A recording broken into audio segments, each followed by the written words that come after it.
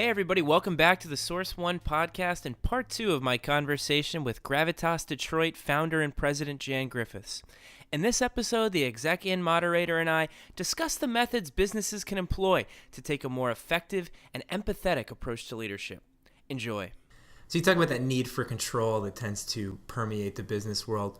What else has to change? What other conventional wisdom do leaders need to learn to abandon for us to see a more positive change and a new kind of leadership become the norm?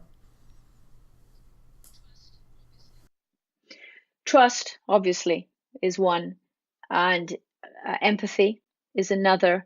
All the traditional tenets of emotional intelligence. Many years ago, we would refer to these things as soft skills. And that's a term that drives me crazy.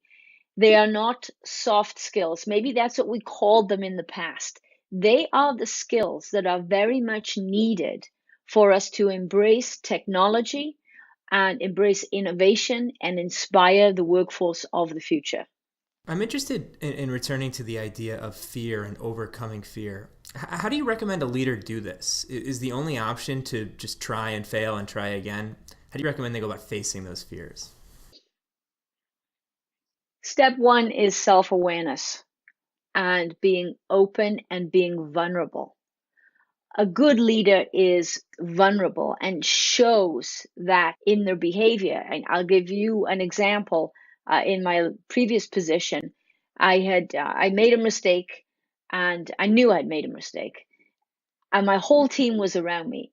And the first thing I did was to admit to what had happened, and that the decision I made was clearly not the best decision, and I fell on the sword in front of my entire team.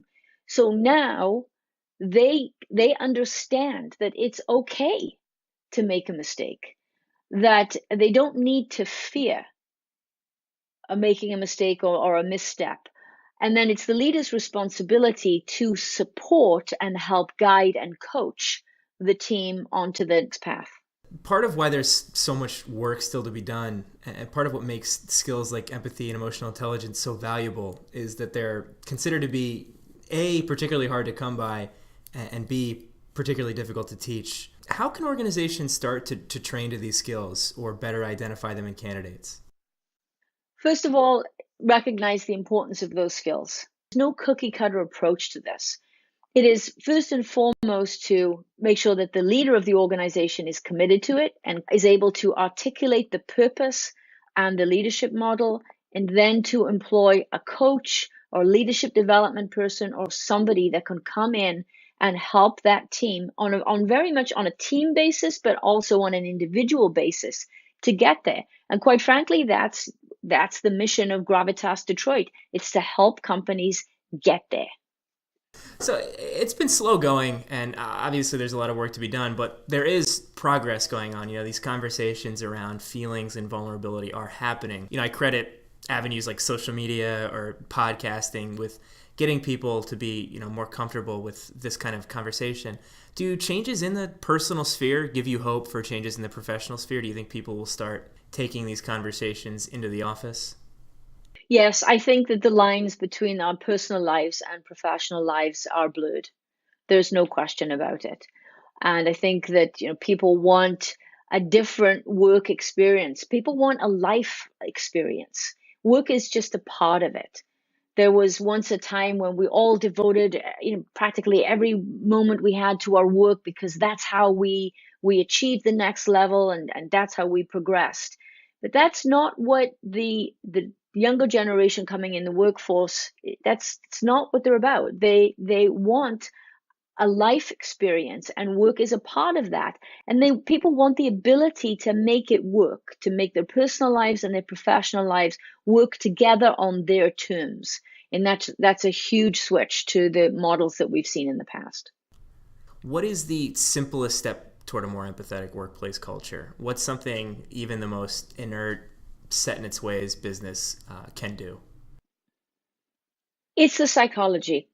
It is to, first of all, to recognize that as a leader in any business, in any setting, it is such an awesome responsibility that you are influencing somebody's life. You are influencing how they feel about their work, which will influence how they feel when they leave. You are influencing their paycheck, which directly impacts their life at home. And to really understand what this power is.